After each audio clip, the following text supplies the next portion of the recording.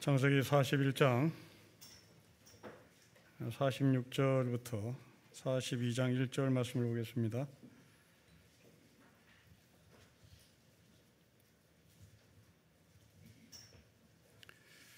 (41장) 46절부터 42장 1절을 교독하겠습니다.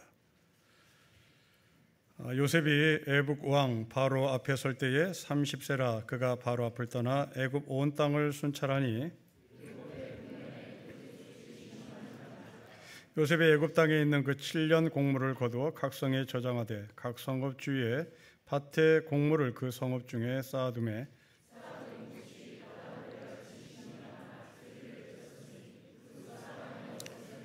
흉년이 들기 전에 요셉에게 두 아들이 나되 곧 온의 제사장 보디베라의 딸 아스낫이 그에게서 낳은지라.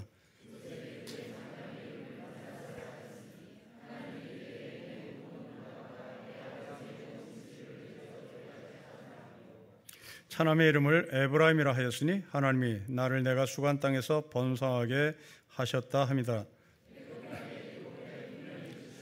요셉의 말과 같이 7해 흉년이 들기 시작하며 각국에는 기근이 있으나 애굽 온 땅에는 먹을 것이 있더니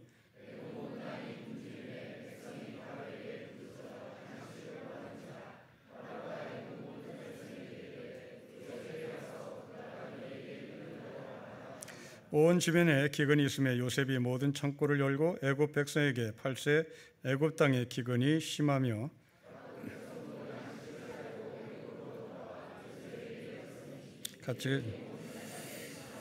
같이겠습니다. 그때에 야곱이 애굽에 곡식이 있음을 보고 아들들에게 이르되 너희는 어찌하여 서로 바라보고만 있느냐.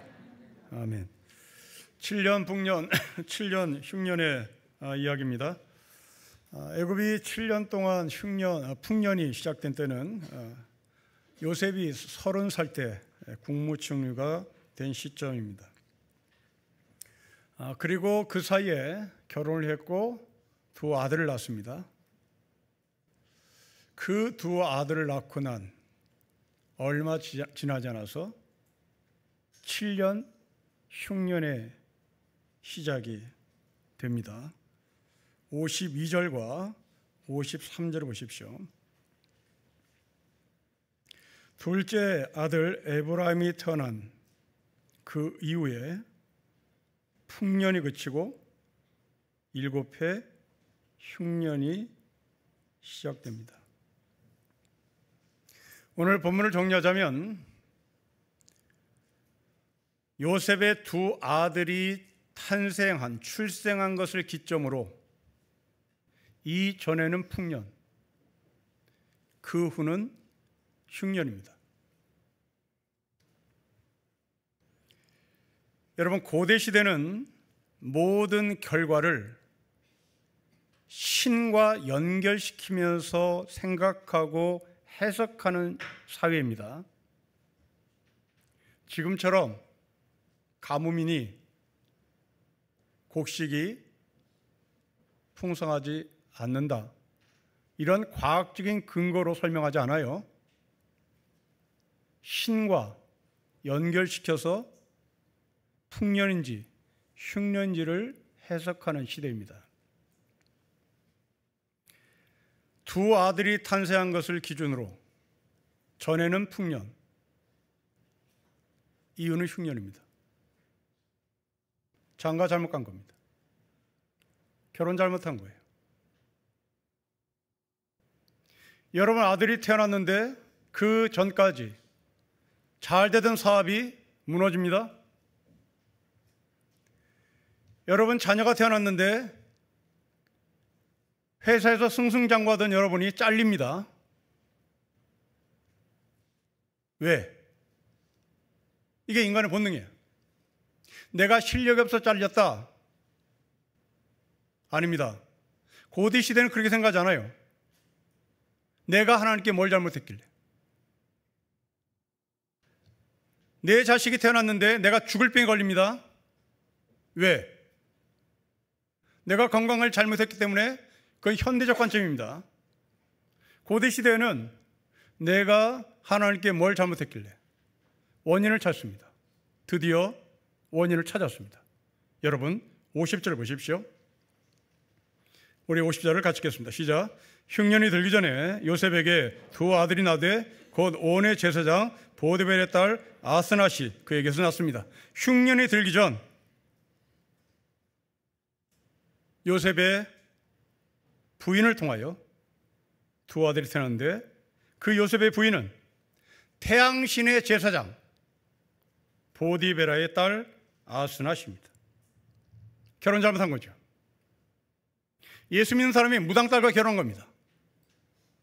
그러니 벌 받은 거죠. 이것을 바라본 당시 히브리 노예들, 당시 히브리 노예들은 애굽 사람과 결혼하는 것이 주류에 편입하는 방법 중에 하나입니다. 미국으로 이민한 사람들, 백인과 결혼하는 것이 주류에 편입되는 방법이에요. 일제강점기 때 일본 여자와 결혼하면 나는 일본의 주류에 편입되는 겁니다. 지금 애굽에서 히브리 사람들이 노예로 살고 있었던 그 중에 요셉 같은 사람들을 보며 대단히 부러웠겠죠. 애굽 여자와 결혼했다. 더군다나 애굽의 제사장과 결혼했다. 그 제사장과 사돈관계를 맺었다. 승승장구하는 겁니다. 주류에 들어간 거예요. 그런데 그 여자와 결혼을 하고 난 이후에 아들이 태어났습니다. 그 결과는 흉년이었습니다. 결혼 잘못했다. 후회하겠죠.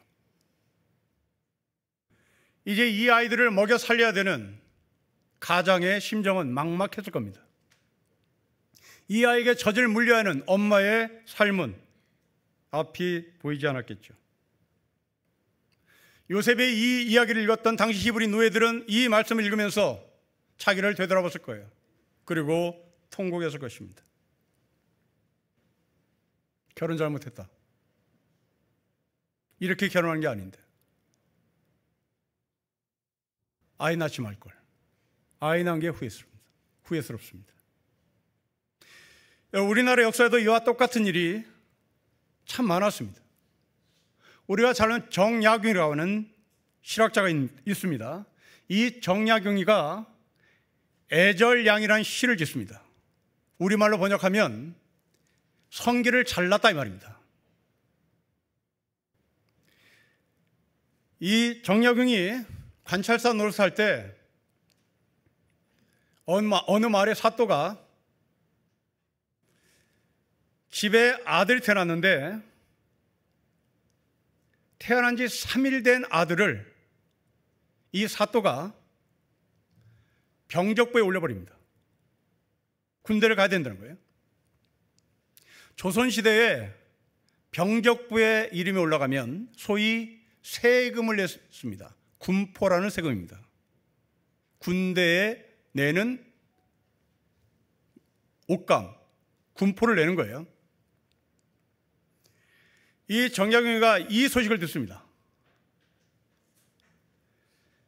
태어난 지 3일 된 아들을 사또가 병적부에 올리고 세금을 내야 되는 상황 속에서 아버지는 애 잘못 낳았다. 그리고 내가 또 둘째를 낳으면 이 모양이 꿀이 된다. 그래서 자신의 성기를 자릅니다. 정약용은 이 소식을 듣고 시를 써요. 그 시 이름이 성기를 잘랐다라는 한문 애절양입니다. 1997년 우리는 소위 IMF를 만났습니다. 잘 나가던 우리의 남편들이 아버지가 잘려요. 중학교, 고등학교를 둔 아버지, 어머니들, 내가 결혼 잘못했다. 애 낳지 말걸. 날마다 넥타이를 메고 출근했던 내 아버지가 갑자기 출근 안 합니다. 속도 모르는 철없는 아이는 아빠 왜 돈 벌어 오지 않아? 아빠 왜 돈 벌러 안 가? 그렇게 말한 적도 있죠. 그러나 이것은 단순히 1997년에 IMF가 말해주는 것은 아닙니다. 지금도 IMF는 진행 중입니다. 우리 젊은이들은 일자리가 없어서 결혼을 포기합니다. 사교육비가 무서워서 아이를 낳지 못해요. 노년은 노세대를 걱정하며 불안해합니다. 흉년은 과거의 사건이 아니라 우리의 현실입니다. 출산과 실업, 경기 침체 모두가 흉년이죠. 우리는 한강의 기적을 일으킨 나라라고 세계가 박수갈채를 보냈습니다. 이제 우리는 그런 시대는 절대 오지 않을 것이다. 우리의 자녀들 세대는 늘 흉년일 것이다. 사회학자들은 예견합니다. 두 아들이 태어나 흉년이든 당시의 히브리 사람들, 애굽 사람들 탄식의 탄식이었겠죠.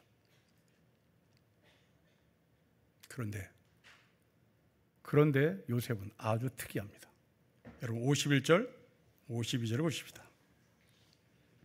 같이 읽겠습니다. 시작. 요셉이 그의 장남의 이름을 므낫세라 했으니 하나님이 내게 내 모든 고난과 내 아버지의 온 집리를 잊어버리게 하셨다 하며 차남의 이름은 에브라임이라 하였으니 하나님이 나를 내가 수고한 땅에서 번성하게 하셨다.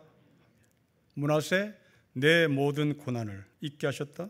에브라임 나의 모든 수고를 잊고 번성하게 하셨다. 요셉은 결혼 잘못했다 말하지 않습니다. 여러분 요셉은 자기가 자원해서 결혼한 것이 아닙니다. 바로가 억지로 시켰어요. 그렇다면 요셉이 자기 아내를 내보내도 되는 겁니다. 나는 원치 않은 결혼을 했다. 그런데 당신의 몸에서 태어난 아이가 지금 이 시대를 망가뜨리는 것 같다. 나는 당신과 이혼하고 싶다. 그렇게 말할 법도 합니다. 그런데 요셉은 므낫세를 통하여 고난을 잊었다.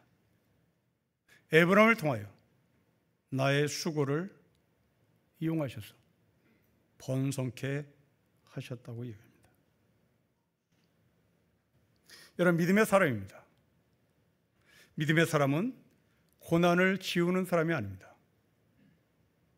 고난을 새 이름으로 바꾸는 사람입니다. 수고를 자랑하는 사람이 아닙니다. 수고에 감사하는 사람입니다. 요셉은 고난이라는 기억을 므낫세로 바꿨습니다. 수고라고 하는 자신의 땀 흘림을 에브라임으로 바꿨습니다. 신앙은 현실을 바꾸기 전에 나의 시선을 바꾸는 겁니다. 이 두 아들의 공통점은 고난과 수고입니다. 므낫세 속에 담겨진 고난, 형들이 자기를 팔았습니다. 애굽의 종이었습니다. 감옥에 갔습니다. 술 맡은 관원장이 자기를 기억도 해주지 않습니다. 아무 잘못 없는데 요셉은 고난입니다. 에브라임에 담겨진 수고, 애굽에서 성실히 일했습니다. 애굽의 온 양식을 감독하고 관리하는 땀 흘림이었습니다. 그런데 요셉은 이 모든 것들을 다 잊습니다. 여러분 여기서 잊는다는 것은 더 이상 내가 겪었던 고난, 내가 지금 흘리고 있는 땀, 나를 지배할 수 없다는 얘기입니다. 여러분 어떻게 자신이 받은 고난을 잃었다고, 기억도 나지 않는다고 말할 거예요. 두 아들이 요셉의 자식이기 때문에 그렇습니다.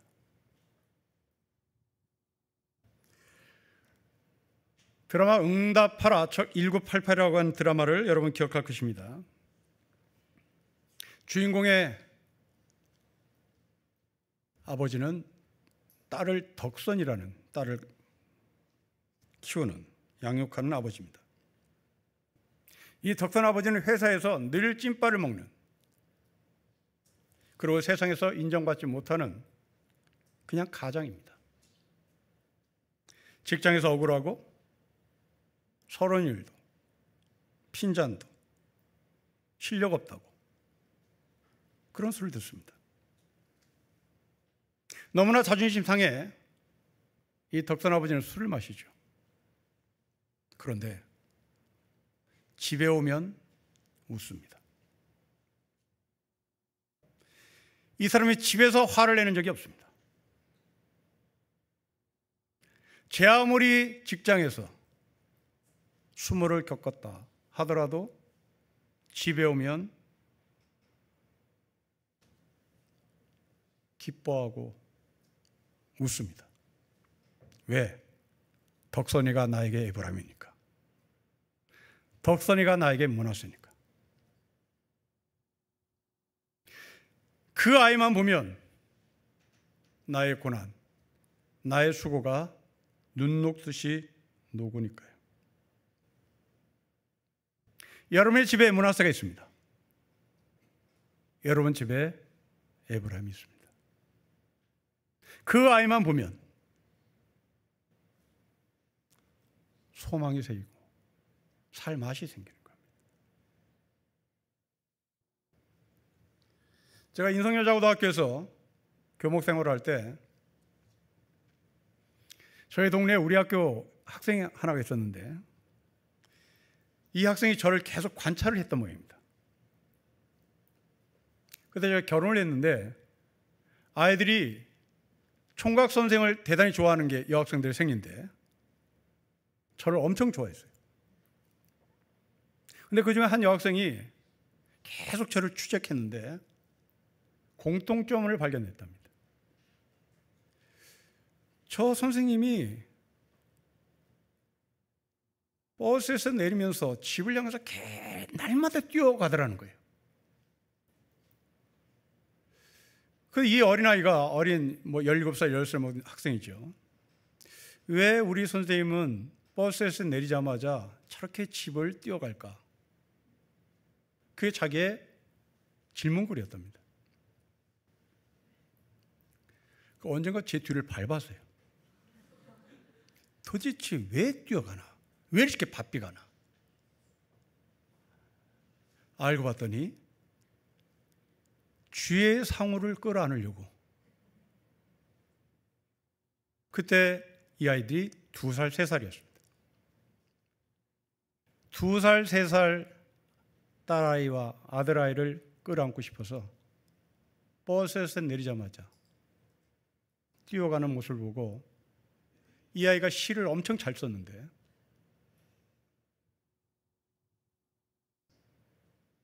엽서 20몇 장에 한 장 한 장 시를 쓰면서 저에게 선물로 준 적이 있습니다.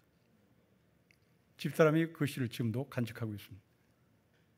그 중에 기억나는 식구는 웃는 모습이 이쁜 우리 선생님입니다.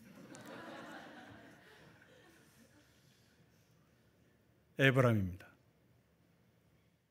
므낫세입니다. 아브라함에게 있어서 이삭은 요셉의 므낫세요, 요셉의 에브라임입니다. 사무엘의 어머니 한나에 못 낳습니다. 고난이었습니다. 그런데 하나님은 그 한나에게 사무엘을 주셨습니다. 에브라임입니다. 므낫세입니다. 시편 37편에 시인도 이렇게 요셉처럼 똑같은 고백을 시로 표현합니다. 악한 자 때문에 속 태우지 마십시오. 불의를 저지르는 자를 보고 부러워하지 마십시오. 그들은 곧 풀처럼 시들고 푸른 잎처럼 사라질 것이다. 주님만 의지하고 선을 행하십시오. 이 땅에서 사는 동안 성실함을 먹이로 삼아 사십시오. 온연자된 땅을 차지하고 풍성한 화평을 누리며 기뻐할 것입니다. 결혼 잘못했다고 타박하지 마십시오. 이 녀석이 태어나니 내가 직장에 잘렸다. 그 녀석 미워하지 마십시오. 온유한 자들은 땅을 차지하고 풍성한 화평을 누릴 것입니다. 시인의 고백입니다. 도종환이라는 시인이 있습니다. 저녁무렵이라는 시를 썼는데 그 중에 한 시규가 20편 37편과 맥을 같이 합니다. 시꾼이 이렇습니다. 열정이 식은 뒤에도 사랑해야 하는 날들이 있다. 벅찬 감동이 사라진 뒤에도 부둥켜 안고 가야 할 사람이 있다. 열정이 식은 뒤에도 사랑해야 할 날들이 있다. 벅찬 감동이 사라진 뒤에도 부둥켜 안고 가야 할 사람이 있다. 여러분 남편입니다. 여러분 아내입니다. 결혼 초에 설렜던, 결혼 초에 감동이었던, 결혼 초에 가졌던 벅참 다 사라졌습니다. 그러나 사랑해야 할 날들이 있다. 신앙도 마찬가지입니다. 처음 예수를 만났을 때 벅찼습니다. 기뻐했습니다. 세상이 신기해 보였습니다. 이제는 그렇지 않습니다. 시는 말합니다. 열정이 식은 뒤에도 사랑해야 할 날들이 있다. 벅찬 감동이 사라진 뒤에도 부둥켜 안고 가야 할 사람이 있다.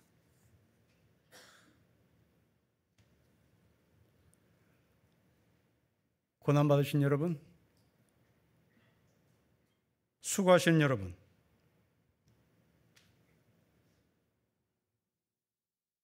남편 미워하지 마십시오. 아내 미워하지 마십시오. 부둥켜 안고 가야 할 에브라임이요 므낫세입니다. 남편 여러분, 여러분의 아내에게 반말 찌꺼리 하지 마십시오. 귀한 딸입니다. 부인 여러분, 남편 돈 벌어오지 못한다고 개무지하지 마십시오. 귀한 어느 집의 아들입니다. 부둥켜 안고 가야 할 사람입니다.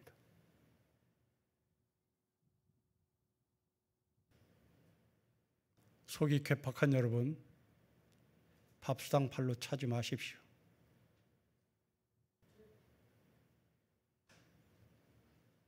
아내에게 욕짓거리지 말라고요. 욕하는 여러분 깡패입니다. 부둥켜 안고 가야 할 사람입니다.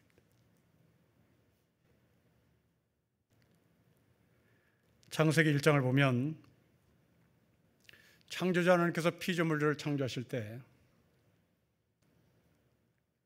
첫째 날, 둘째 날 시간을 나눕니다. 그런데 그 시간을 표현하는 방법이 아주 특이합니다.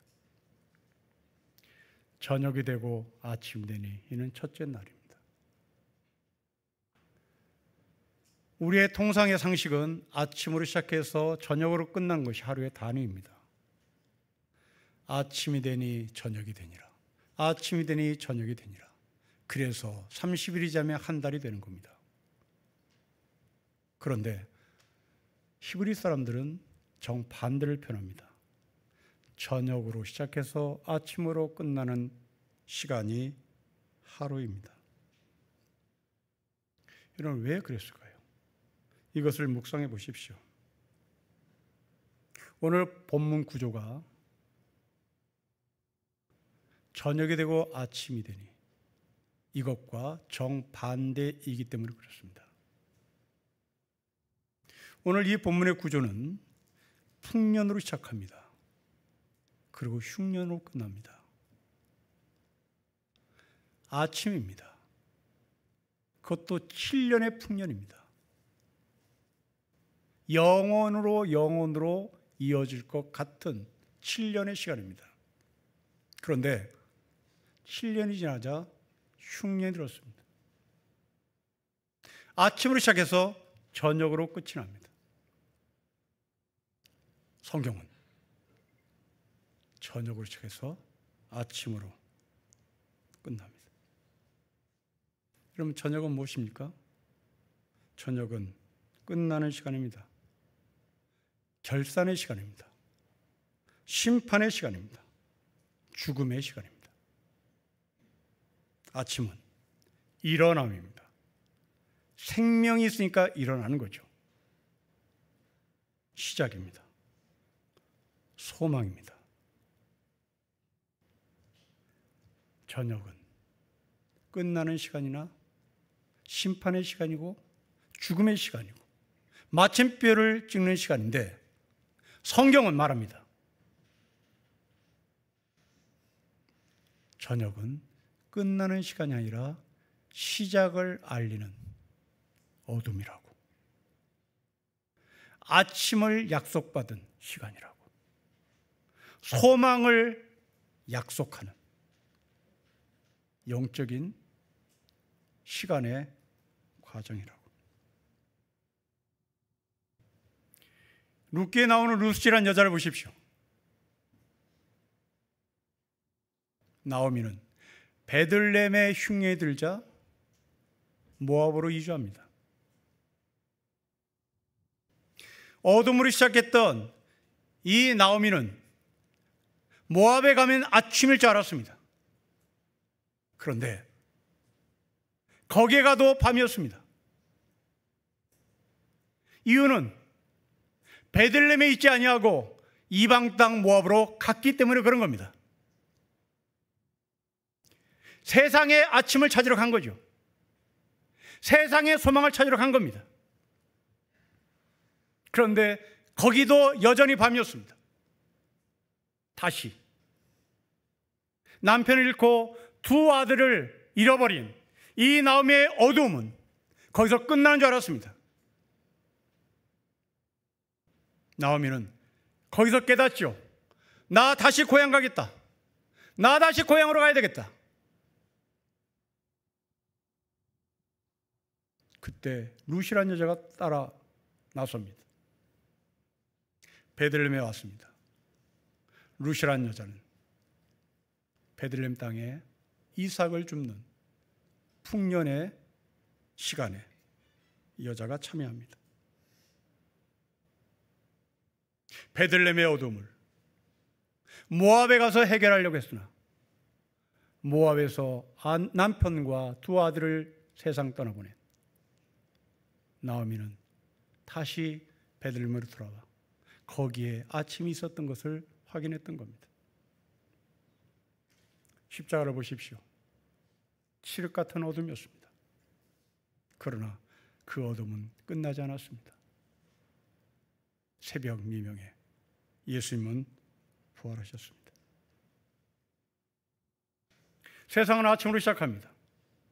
그리고 그 아침이 영원하기를 소망합니다. 애굽은 거대한 제국이었습니다. 지금 미국보다 더 강대한 국가였습니다. 나일강입니다. 풍요입니다. 햇살이 넘칩니다. 그런데 그 영원히 풍년이고 아침일 것 같은 애굽이 어둠에 들어갔습니다. 출애굽 재앙의 9번째와 10번째 재앙을 기억해 보십시오. 9번째 재앙은 암흑의 재앙입니다. 나일강이 영혼을 보장해 줄 것 같은, 나일강이 영혼의 아침을 보장해 줄 것 같은, 그리고 태양신을 섬기는 그 태양이 자기네들의 영혼을 보장해 줄 것 같은 그 애굽에 해가 사라졌습니다. 흑암입니다. 10번째 재앙은 장자의 죽음입니다. 둘째 아들도 아닙니다. 큰아들입니다. 그 집의 대들보입니다. 그 집의 소망입니다. 그 집의 기둥입니다. 여러분의 큰오빠 어떻게 컸습니까? 여러분의 장남, 여러분 집안의 장남 손에 물 안 묻히고 컸습니다. 그럼 맥없는 여동생이 공장에 나가서 돈 벌어왔지요. 그리고 큰오빠 등록금 대줘줬습니다. 이게 장자입니다. 이 장자는 그 집안의 소망입니다. 그 집안의 햇빛이에요. 그 집안의 태양입니다. 그런데 그 장자가 죽습니다. 해가 지지 않는 나라의 암흑, 그 집안의 대들보 장자, 아침을 저녁으로 바꿔버리는 겁니다. 오늘 본문의 맥도 같이 합니다. 아침으로 시작해서 저녁으로 끝납니다. 풍년이라면 그 풍년이 계속 이어져 가야겠죠. 이렇게 저녁에 돌입되자 애굽의 사람들의 반응을 보십시오. 여러분 55절입니다. 우리 55절을 같이 읽겠습니다. 시작. 애굽 온 땅이 굶주림에 백성이 바로에게 부르짖어 양식을 구하는지라 바로가 애굽 모든 백성에게 이르되 요셉에 가서 그가 너에게 이른 대로 하라고 합니다. 여러분 55절의 스텝을 보십시오. 애굽의 주민들이 바로에게 부르짖습니다. 단순히 대통령이 아닙니다. 단순히 왕이 아닙니다. 태양신의 아들입니다. 신에게 부르짖습니다. 애굽의 백성들이 신에게 부르짖자 바로의 반응을 보십시오. 55절 맨 끝에 보십시다. 요셉에게 가라. 재밌습니다. 대단히 흥미롭습니다. 깔깔깔대고 웃습니다. 신에게 찾아갔더니 그 신이 말합니다. 요셉에게 가봐. 대단히 흥미롭습니다. 그리고 또 이상합니다. 여러분, 왜 바로는 자기가 주어진 이름 사브낫 바네에게 찾아가봐 말하지 않았을까요? 왜 애굽의 이름을 들먹거리며 그 사람에게 찾아가봐 라고 말하지 않았을까요? 왜 히브리 사람 요셉이라고 말했을까요? 애굽의 권력은 요셉의 이름을 지우려고 했습니다. 애굽의 신은 여호와 하나님에 감동된 요셉의 흔적을 지우려고 했습니다. 그러나 흉년이 오자 사브넷이 지워집니다. 어둠이 오자, 고난이 오자 사브넷 바네아가 아무 의미가 없습니다. 여호와 하나님의 신에 감동된 요셉의 이름을 찾습니다. 세상은 우리에게 다른 이름을 붙여주며 최고합니다. 그러나 그 세상도 막다른 골목에 다다르면 다 필요 없다. 하나님을 찾고 하나님의 사람들에게 찾아와 이걸 어떻게 해야 하느냐고 묻습니다. 우리 역사를 보십시오. 일제강점기 때 앞이 보이지 않을 때 이 땅의 지도자들은 교회를 찾았습니다. 어떻게 했으면 좋겠냐고. 남대문인 옆에 상동교회라는 교회가 있습니다. 지금도 그 교회가 있습니다. 일제강점기에도 있었던 교회입니다. 이 상동교회는 기라성 같은 지도자들이 있었습니다. 그 교회 담임 목사 전덕기, 거기에 성도 김구, 이동영, 이회영, 이동희, 그들이 그 교회를 다니며 이 나라의 소망을 어떻게 가져줄 것인가 고민했습니다. 저녁을 아침으로 바꾸려고 했던 사람들이 있었습니다.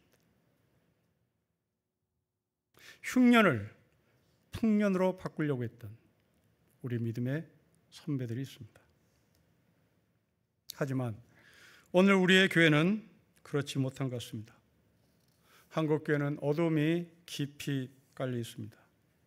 세상은 더 이상 교회를 찾지 않습니다. 세상은 교회를 외면합니다.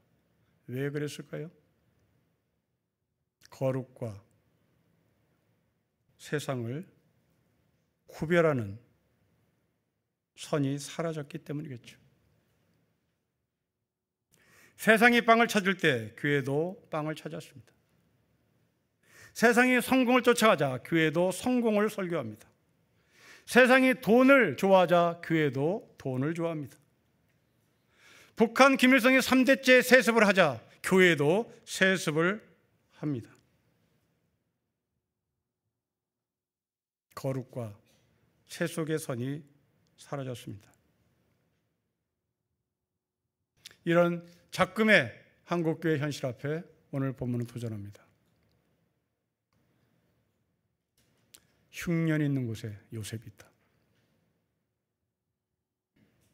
앞이 보이지 않는 캄캄한 칠흑 같은 속에 요셉과 요셉의 아픔을 잊게 하는 에브라임과 므낫세가 있다. 바로 그 사람은 우리들입니다. 하나님은 살아있는 우리를 어두운 세상으로 보내십니다. 너가 요셉이라고. 그리고 너가 에브라임이요 므낫세라고. 하나님이 우리의 기도를 통하여 이 나라의 아침을 주실 것입니다. 여러분들의 출근길이 직장에 밝은 소망을 주실 것입니다. 이 사회를 아침으로 바꾸십시다. 이 사회를 부활의 여명이 다가오는 새벽으로 바꾸십시다. 이 믿음으로 한 주간 승리하며 사는 신림교회 성도가 되시길 주의 이름으로 축복합니다. 기도하겠습니다. 칠흑 같은 어둠입니다. 흉년입니다. 그러나 창조주 하나님의 손에 잡힌 우리를 통하여 아침이, 새벽 여명이, 소망이, 기쁨이, 감사가 우리 앞에 올 것을 믿습니다. 어두운 한국교회, 이제 이 터널의 암흑기가 끝난 그 지점, 새벽이 있음을, 아침이 있음을 저희가 소망 가운데 기다리게 하옵소서. 주 예수 그리스도의 이름으로